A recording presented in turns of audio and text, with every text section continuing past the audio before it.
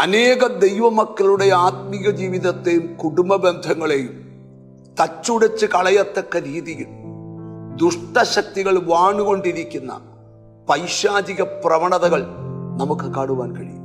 ഈ പൈശാചിക കുതന്ത്രങ്ങളിൽ നിന്ന് എങ്ങനെ നമുക്ക് വിടുവിക്കപ്പെടാൻ പറ്റും? അങ്ങനെ ഒരു ആത്മീക ദൂതാണ് ഇന്ന് അല്പനേരം ധ്യാനിക്കാനായിട്ട് പോകുന്നത്. യെശയ്യാ പ്രവാചകന്റെ പുസ്തകം 14-ാം അധ്യായത്തിന്റെ 5-ാമത്തെ വചനം. യഹോവ ദുഷ്ടന്മാരുടെ വഴിയും വാഴുന്നവരുടെ ചെങ്കോലും ഒടിച്ചു കളയും. പ്രവാചകനായ യെശയ്യാവ് പ്രവചിക്കുകയാണ്, ദുഷ്ടന്മാരുടെ വടിയും വാഴുന്നവന്റെ ചെങ്കോലും ദൈവം ഒടിച്ചു കളയും.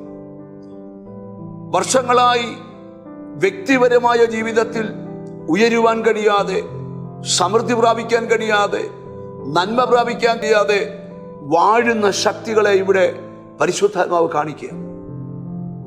ബൈബിളിൽ മറ്റൊരു ഭാഗം കൂടെ നമ്മൾ പഠിക്കുമ്പം, നീതിമാന്മാർ നീതികേടിലേക്ക് കൈനീട്ടാതിരിക്കേണ്ടതിന് ദുഷ്ടന്മാരുടെ ചെങ്കോൽ നീതിമാന്മാരുടെ അവകാശത്തിന്മേൽ ഇരിക്കുകയില്ല.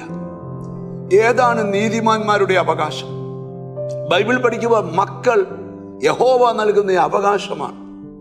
അങ്ങനെയാണെങ്കിൽ ദുഷ്ടന്റെ ചെങ്കോൽ ഒരിക്കലും നിന്റെ സന്തതിയുടെ മേൽ ഇരിക്കാൻ പാടില്ല.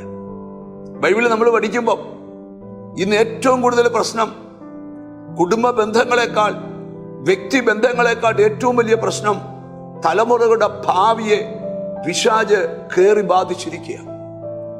ദൈവത്തെ വിളിക്കാൻ ഇഷ്ടമില്ല, ആത്മീയതകൾക്ക് താല്പര്യമില്ല. ഇനി താല്പര്യമുള്ളവരെ മുന്നോട്ട് വിടാത്ത രീതിയിൽ പൈശാചിക കുതന്ത്രങ്ങൾ ചെങ്കോല് വെച്ച് വാഴുമ്പോൾ, സ്തോത്രം, ഇവിടെ പ്രവാചകൻ പ്രവചിക്കുകയാണ്, സ്തോത്രം, വാഴുന്നവന്റെ ചെങ്കോൽ യഹോവയെ ഒടിച്ചു കളയും. യെശയ്യാ പ്രവാചകന്റെ പുസ്തകത്തിൽ പ്രവാചകൻ പ്രവചിക്കുന്ന ഒരു കാര്യമുണ്ട്. അഭിഷേക നിമിത്തം സകല നുകങ്ങളും തകർക്കപ്പെടും. നിന്റെ സന്തതിയുടെ ഭാവിക്കും ഉയർച്ചയ്ക്കും സമൃദ്ധിക്കും വിദ്യാഭ്യാസത്തിനും ജോലിക്കും കുടുംബ ബന്ധങ്ങൾക്കും മുമ്പിൽ നിന്ന് വാഴുന്ന ദുഷ്ടന്റെ ചെങ്കോലുകളെ ഈ ദിവസങ്ങളിൽ ദൈവം ഒടിച്ചു കളയട്ടെ. ഞാൻ പരിശുദ്ധാത്മാവിൽ കാണുകയാ, ഒരിക്കലും മാറത്തില്ലെന്ന് പറഞ്ഞ ചില ദുഷ്ടന്റെ ചെങ്കോലുകൾ ഈ ദിവസങ്ങൾ ഒടിയാൻ പോകുക. സ്തോത്രം, നീ തല ഉയർത്തുവാൻ സമയമായി, നിന്റെ സന്തതി വാഗ്ദത്ത നിവർത്തികൾ പ്രാപിക്കാൻ സമയമായി. അതാണ് ഇന്നത്തെ സന്ദേശം.